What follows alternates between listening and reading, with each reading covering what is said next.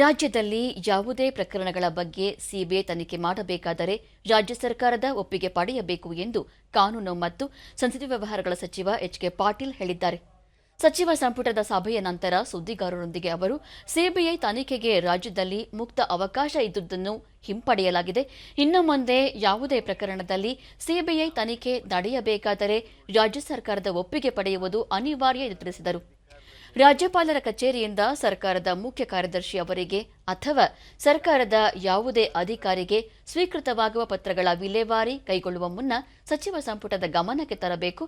ನಂತರ ಸಚಿವ ಸಂಪುಟ ಕೈಗೊಳ್ಳುವ ನಿರ್ಣಯದಂತೆ ಮುಖ್ಯ ಕಾರ್ಯದರ್ಶಿಯವರು ರಾಜಭವನಕ್ಕೆ ಮಾಹಿತಿ ನೀಡಬಹುದಾಗಿದೆ ಎಂದು ಸಚಿವರು ಸ್ಪಷ್ಟಪಡಿಸಿದರು. ಪಶ್ಚಿಮ ಘಟ್ಟ ಸಂರಕ್ಷಣೆ ಕುರಿತ ಖ್ಯಾತ ವಿಜ್ಞಾನಿ ಕಸ್ತೂರಿ ರಂಗನ್ ವರದಿಯನ್ನು ತಿರಸ್ಕರಿಸಲು ಸಂಪುಟ ತೀರ್ಮಾನಿಸಿದೆ ಎಂದು ಎಚ್ಕೆ ಪಾಟೀಲ್ ತಿಳಿಸಿದರು.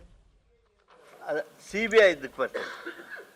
ಕರ್ನಾಟಕ ರಾಜ್ಯದಲ್ಲಿ ಅಪರಾಧ ಪ್ರಕರಣಗಳನ್ನು ತನಿಖೆ ಮಾಡೋದಕ್ಕೆ ದೆಹಲಿ ಪೊಲೀಸ್ ಎಸ್ಟಾಬ್ಲಿಷ್ಮೆಂಟ್ ಆಕ್ಟ್ 1946 ರಡಿ ಸಿಬಿಐ ತನಿಖಾ ದಳಕ್ಕೆ ಮುಕ್ತ ಅನುಮತಿ ನೀಡಿರುವಂಥದ್ದನ್ನು ಆ ಅಧಿಸೂಚನೆಯನ್ನು ಏನು ಹೊರಡಿಸಿದ್ವಿ ಅದನ್ನು ವಾಪಸ್ ಪಡ್ಕೊಂಡಿದ್ದೇವೆ ಇವತ್ತು.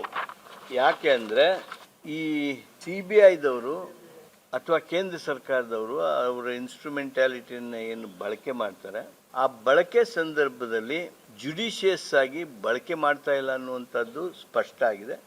ಆದ್ದರಿಂದ ನಾವು ಕೇಸ್ ಬೈ ಕೇಸ್ ನಾವು ಪರಿಶೀಲನೆ ಮಾಡಿ ಅವುಗಳನ್ನು ಕೊಡ್ಬೋದು, ಸಾರಾಸಗಟವಾಗಿ ಕೊಡ್ಬೋದು ಅನ್ನುವಂಥದ್ದೇನಿತ್ತು ಅದನ್ನು ಹಿಂಪಡೆದಿದ್ದೇವೆ.